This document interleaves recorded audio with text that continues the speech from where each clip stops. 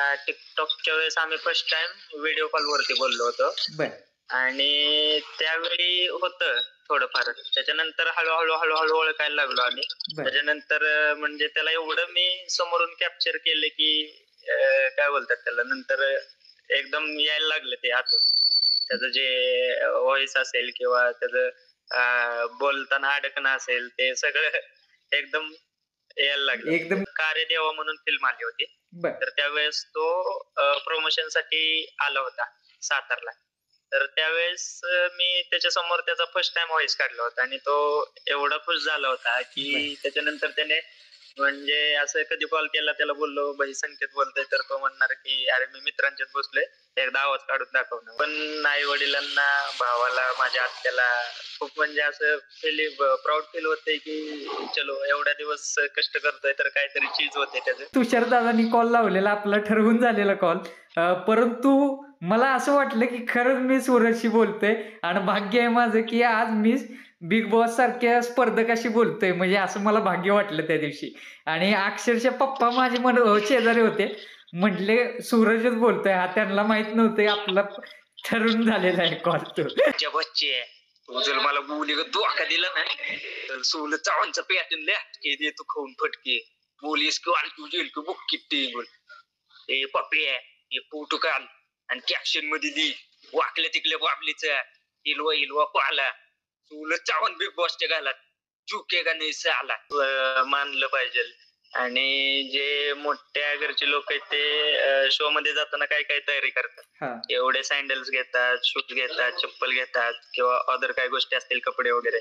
तर खरंच त्या मॅडमला एक थँक्यू बोलू शकतो की आमच्या गावातला मुलगा म्हणजे आमच्या तालुक्यातला मुलगा आहे आणि तुम्ही त्याला सपोर्ट करताय, तर ते तुम्ही कपडे दिलेले सुद्धा त्याच्याकडून रिटर्न घेत नाहीये. तुम्ही असू द्या म्हणताय की गरीब घरातला मुलगा आहे, तर तुम्ही कुठेतरी सपोर्ट करताय आणि त्या मॅडम खरंच खूप सपोर्ट करतायत. येथील माझं ज्या काही गोष्टी झाल्या तर नक्कीच मी माझं सोडून सूरजला ट्रॉफी जिंकवण्यात मदत करेल. मित्रांनो, चांगलं चॅनलमध्ये आपलं स्वागत आहे. मित्रांनो, आपल्या समवेत आहेत सध्या प्रचंड व्हायरल असणारे संकेत दादा आणि सूरज चव्हाण यांचं आता या आठवड्यामध्ये नॉमिनेट झालेले आहेत. आणि अक्षरशः स्वतःच्या सख्या भावाप्रमाणे संकेत दादा कार्य करत आहेत म्हणावं लागेल. तो जे कॉल रेकॉर्डिंग असते ते प्रचंड व्हायरल होत आहेत. तर नमस्कार दादा. नमस्कार नमस्कार. हा, काय सांगाल, कधीपासून ही आवड निर्माण झाली? मला वाटतं बरेच वर्षाचा अनुभव आहे तुम्हाला ऍक्टर क्षेत्रामध्ये. काय झालेलं एकदा सुरुवातीला सांगा जरा. म्हणजे सुरुवातीला असं काय नाही की एक 3 वर्षापासून मी त्याची मिमिक्री करतोय. पण प्रॉब्लेम असा होता की त्यावेळेस लोक त्याला हेट करायचे सगळे, ते वाईट वाईट कमेंट करायचे. तर मी त्यावेळेस तो ट्रेंड केला असता तर आय नो माझ्यासोबत पण तेच घडलं असतं. त्यामुळे आता कुठेतरी तो पुढे जातोय तर आनंद होतोय मला पण. एक प्रकारे किती दिवसाची तुमची मैत्री आहे आणि कशा पद्धतीने मैत्री झाली ते सांगा पहिले. मैत्री म्हणायला गेला तर बघा, टिकटॉकच्या वेळेस आम्ही फर्स्ट टाइम व्हिडिओ कॉल वरती बोललो होतो आणि त्यावेळी होतं थोडंफार. त्याच्यानंतर हळूहळू हळूहळू ओळखायला लागलो आम्ही. त्याच्यानंतर म्हणजे त्याला एवढं मी समोरून कॅप्चर केलं की काय बोलतात त्याला, नंतर एकदम यायला लागलं ते आतून. त्याचं जे व्हॉइस असेल किंवा त्याचं बोलताना अडकणं असेल, ते सगळं एकदम यायला लागलं. एकदम डिट्टो दिसतं आणि एक एक शब्द तुमचा अक्षरशः सेम असतो. म्हणजे तो ज्यावेळेस पॉज घेतो त्यावेळेस पण तुमचा पॉज येतो. एवढी बारकाई येणं म्हणजे सोपी गोष्ट नव्हे. त्याबद्दल काय सांगाल? हो, म्हणजे आता सांगायचं झालं तर मी तुम्हाला म्हणलं ना की त्याला एवढं कॅप्चर केलंय मी भयंकर समोरून की एका म्हणजे त्याचं कार्यदेवा म्हणून फिल्म आली होती. तर त्यावेळेस तो प्रमोशन साठी आला होता सातारला. तर त्यावेळेस मी त्याच्यासमोर त्याचा फर्स्ट टाइम व्हॉइस काढला होता आणि तो एवढा खुश झाला होता की त्याच्यानंतर त्याने म्हणजे असं कधी कॉल केला त्याला बोललो भाई संकेत बोलतोय, तर तो म्हणणार की अरे मी मित्रांच्यात बसलोय, एकदा आवाज काढून दाखव ना. म्हणजे एक प्रकारे आवडलेला त्याला पण वेळ लागला. हा, त्याची रिएक्शन कशी होती त्यावेळेस ज्यावेळेस तुम्ही सेम टू सेम आवाज काढला त्याचा? रिॲक्शन म्हणायला गेली तर टोटली म्हणजे खुश पण होता बर आणि हसला. त्याचे लोक हसायचे म्हणजे त्याचे डायलॉग डिलिव्हरी असू द्या किंवा काय, त्याला परफेक्ट जमत नसायचे, पण त्याच बघून जरा मी पण थोडस हे केलं. संकेत दादा, तुम्हाला मी विचारतो की मित्रांच्या आणि तुमच्या घरच्यांच्या कशा प्रतिक्रिया आहेत आता सध्या? कारण नाही म्हटलं तर त्यांना पण आता सध्या एक प्रकारे अभिमान असेल तुमचा. काय सांगाल त्याबद्दल? संपूर्ण महाराष्ट्रभर गाजताय तुम्ही. येस येस येस येस, म्हणजे घरी पण आई वडिलांना, भावाला, माझ्या आत्याला खूप म्हणजे असं प्राऊड फील होतंय की चलो एवढा दिवस कष्ट करतोय तर काहीतरी चीज होते त्याचं. आणि मित्र पण म्हणजे पहिल्यापासूनच काय बोलतात त्याला की एक प्रकारे सपोर्ट आहे म्हणावं लागेल. सपोर्ट करतात प्रत्येक गोष्टीमध्ये. ते 16K फॉलोअर झाले होते म्हणजे ते खूप कष्टाने केले होते. आय थिंक मला वाटते काहीतरी एक 2-2.5 वर्ष गेले असतील तेवढे मला. ते मला वाटते तुमची आयडी हॅक झाली असं तुम्ही सांगितलेलं, म्हणजे जुनी ID. Yes yes yes, ID hack झाली होती आणि त्याच्यानंतर परत म्हणजे करायची इच्छाच मिळली होती माझी घरात. त्याच्यानंतर मित्रांनी मला बोलले की अरे करतो, आम्ही आहे, आम्ही सपोर्ट करतो किंवा काय. तर मी काय नाही केलं तर मित्र न्यायचे, ओढून न्यायचे, चल तू तू म्हणजे बळच बसवायचे, व्हिडिओ काढ, आम्ही आहे तो सपोर्ट. ते सगळं असंच घडत गेलं. त्याच्यानंतर मला खरं तर मोटिवेशनल आवडायचं, पण आता असं झालं की सूरज कुठेतरी पुढे जातोय तर मला आनंद तर आहेच त्या गोष्टीचा. पण चला म्हटलं ते बाकीच्यांनी सगळे ट्रेंड घेऊन आले की मी काय सूरज गरीब घरातला मुलगा आहे, त्याला सपोर्ट करा, हे करा, ते करा. मान्य, अख्खा महाराष्ट्र आता त्याच्यासोबत उभा आहे. पण मी त्याच वेळेस ठरवलं होतं, ज्यावेळेस तो बिग बॉस मध्ये गेला होता त्याच वेळेस ठरवलं होतं की ट्रेंड आणेल तर काहीतरी युनिक करेल. संकेत भाऊ, आता खरा अभिमान आहे तुमचा, कारण नीरा गावामध्ये राहून तुम्ही जवळपास नाही म्हटलं तर 20 ते 30 लाख जण बघतात तुमचा व्हिडिओ रोज. आणि एक प्रकारे ज्यावेळेस तुमच्या अडचणीचा काळ होता त्यावेळेस बरेच जणांनी तुम्हाला इग्नोर केलं असेल, तुम्हाला हे म्हटले असतील काय करतोय हा, असं तसं बरेच जणांनी म्हणजे वाईट बोलले असतील. काय सांगाल त्याबद्दल? म्हणजे आता कसं वाटतंय तुम्हाला? नाही, आता तर प्राऊड फीलच होतंय. खरं तर वाईट बोलणाऱ्यांना थँक्यू म्हणू इच्छितो की खरं तर सूरजच्या बाबतीत पण तेच झालं होतं की त्याला पण लोक वाईटच बोलले आणि आता तो शिखरावरती. आणि मलाही तेच केलं होतं, तर आता मी पण कुठेतरी चलो त्याचं पुण्य मला कुठेतरी लाभलं असेल किंवा लागलं असेल तर ते 100% त्याला सपोर्ट करतोय किंवा काय. आणि सगळ्या लोकांच्या चांगल्या कमेंट आहेत की बाई तू त्याला छान पद्धतीने सपोर्ट करतोय किंवा काय, तर ते छान वाटतंय एकंदरीत सगळं. ते जे डायलॉग फेमस आहेत ते हुबेहूब बोलून दाखवायचे. आता मला वाटते बरेच जण स्वतः नंबर टाकतात तुमच्या कमेंट्स मध्ये की दादा आम्हाला कॉल लावा. म्हणजे काय रिस्पॉन्स येतोय म्हणजे प्रेक्षकांचा, त्याबद्दल काय सांगाल? म्हणजे आता नाही म्हटलं तरी एक 600 ते 700 नंबर येऊन पडले असतील कमेंटला की तू ह्याच्यावरती प्रँक कर, त्याच्यावरती कर. पण ते काय होतंय की जवळच्या आसपासचे असतात सगळेजण आणि काय काय मित्र बोलतात की अरे हा माझा मित्र आहे तर तू त्यांना कर, त्यांच्यावरती प्रँक कर, हे कर, ते कर. तर ते म्हणजे इथूनच असं होतंय की इथूनच टाइम भेटत नाही. तर त्या 600 ते 700 कमेंटच्या नंबरच्या म्हणजे आता एकाचं केलं तर एकाला राग येणार आहे, एकाचं केलं तर एकाला राग येणार आहे. म्हणजे करणार कोणाकोणाचं ना, असा विषय सगळा. त्या दिवशी तुषार दादांनी कॉल लावलेला, आपला ठरवून झालेला कॉल, परंतु मला असं वाटलं की खरंच मी सूरजशी बोलतोय आणि भाग्य आहे माझं की आज मी बिग बॉस सारख्या स्पर्धकाशी बोलतोय. म्हणजे असं मला भाग्य वाटलं त्या दिवशी. आणि अक्षरशः पप्पा माझे शेजारी होते, म्हटले सूरजच बोलतोय हा, त्यांना माहित नव्हतं आपला ठरून झालेला आहे कॉल तो. तरी सूरजचे जरा डायलॉग थोडेसे बोलून दाखवा की जरा आमच्या प्रेक्षकांना, जरा थोडे म्हणजे तुमच्या आवडीचे डायलॉग असे सूरज. माझ्या बच्चे, तू जर मला बोली धोका दिला ना तर सोलं चावांचा पॅटर्न लॅटके दे तू खाऊन फटके, पोलीस किंवा जेल की बुक किट्टी बोल. ए पप्पे, हे फोटो काल आणि कॅप्शन मध्ये दी वाकल्या तिकल्या बाबलीचा हिलवा हिलवा पाला, तुला चावून बिग बॉसच्या घालात झुके का नाही साला. काळ काळ काळजाचं पाणी. त्याला सांगायचं झालं तर अंकिता प्याली दादा डीपी दादा वारशात आहे लितेसल माझ्या काळजाचं टुकले आणि टुकल्याचा मुकला बघितल्याशिवाय मला बाकल टुकला जात नाही. याच्यामध्ये सगळं असं सांगल्यानकल बघतो ना सगळे जर मला सपोर्ट करतात तर अख्खा महाराष्ट्र मला सपोर्ट करतोय तर ते काळजाचं एकदम असं पाणी पाणी होऊन जाते. आणि सगळ्या महाराष्ट्राला थँक्यू की सगळं महाराष्ट्र सपोर्ट करतोय मला आणि सगळ्यांनी असंच मला सपोर्ट केला. वोट करा. वोट करा, महत्वाची गोष्ट वोट करा सगळे. दादा सुमय्या दिदी म्हणून ज्या पुण्याच्या मॅडम आहेत तर त्यांनी डिझाईन केलेले कपडे ज्या सूरज चव्हाणनी घातलेले त्याबद्दल काय सांगशील? कारण सूरज ज्यावेळेस बिग बॉसच्या सेटला जाताना दोन शर्ट होते त्याच्याकडे आणि फाटलेली चप्पल होती, तर त्याबद्दल काय सांगशील? म्हणजे असं म्हणायला गेलं तर खरंच मानलं पाहिजे. आणि जे मोठ्या घरचे लोक आहेत ते शो मध्ये जाताना काय काय तयारी करतात, एवढे सँडल्स घेतात, शूज घेतात, चप्पल घेतात किंवा अदर काय गोष्टी असतील कपडे वगैरे.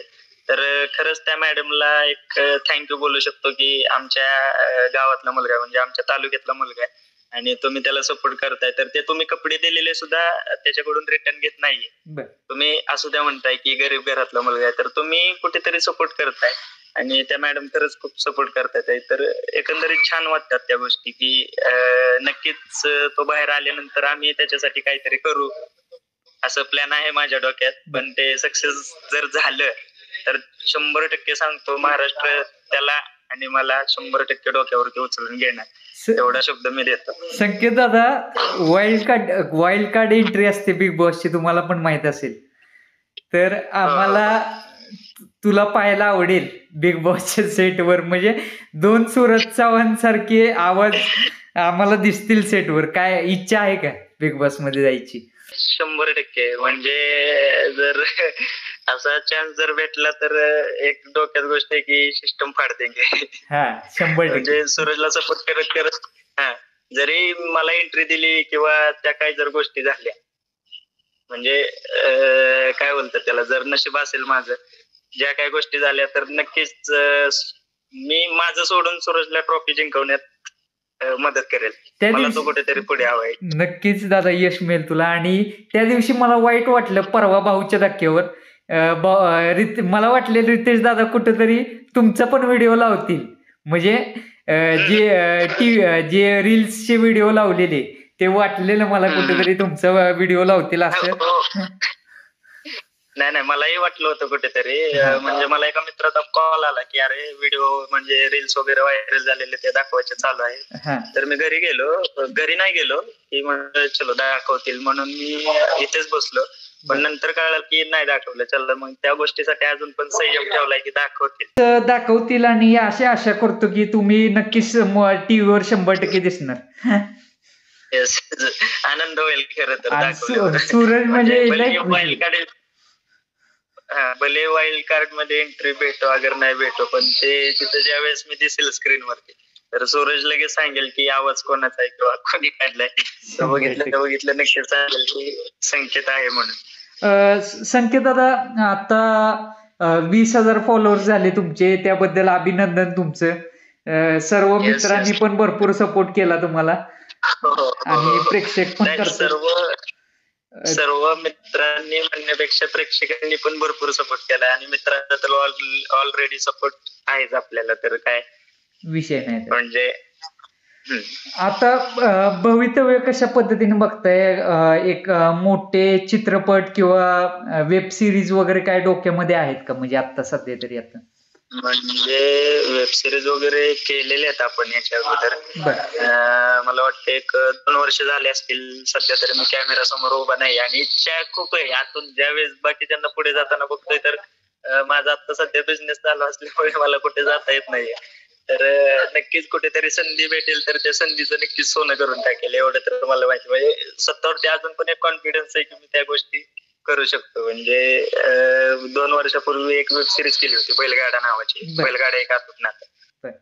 तर त्यावेळेस पण लोकांनी म्हणजे अक्षरशः डोक्यावरती उचलून घेतलं होतं सगळं. आणि एकंदरीत तो प्रवास ते हा प्रवास म्हणजे जस्ट आम्ही प्रँक कॉल करत होतो, मलाही माहित नव्हतं की एवढं व्हायरल होते किंवा काही गोष्टी होत्या, हा. पण ते आता सक्सेस होते. आणि पहिला call जे लोक कॉल हा बोलन जे लोक कॉल करत नव्हते त्यांचे सुद्धा कॉल आले खरं तर, असं म्हणायला गेलं तर. पहिला कॉल कसा सुचला संकेत दादा की बाबा असं करावं कुणाला तरी कॉल, बाबा एक टाइमपास वारी पहिला कॉल केला असेल तुम्ही, पण ते प्रचंड व्हायरल झालं म्हणावं लागेल.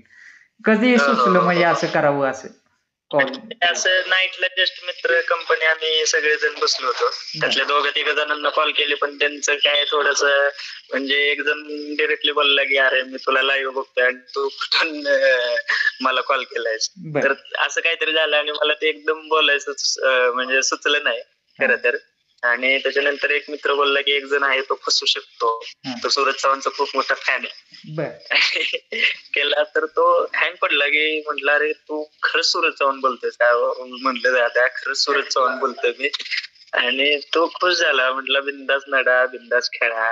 म्हणजे जवळपास 5 मिनिटाची व्हिडिओ तयार केली, त्याचे काय बोलतात 3 का 4 पार्ट झालेत काहीतरी आय थिंक माझ्या मते. तर ते पहिला प्रँक कॉल आम्ही जस्ट म्हणजे पोस्ट केला सकाळचा, आणि ते एवढं व्हायरल झालं, एवढं लोकांनी डोक्यावरती उचलून घेतलं त्याला की त्याच्यानंतर मग मला वाटतं 2 दिवसांनी ज्याच्यासोबत प्रँक केला तर त्याच्यापाशी व्हिडिओ पोहोचले असता आणि त्याचा मला कॉल आला की संकेत बोलतोय का? म्हंटल हो. अरे तू त्या दिवशी माझ्यासोबत प्रँक केलतस का? म्हंटल हो. मला बोलला की भाई, म्हटलं कसं जमतं तुला एवढा डिट्टो आवाज काढतेस किंवा काय? तर त्यालाही आनंद झाला.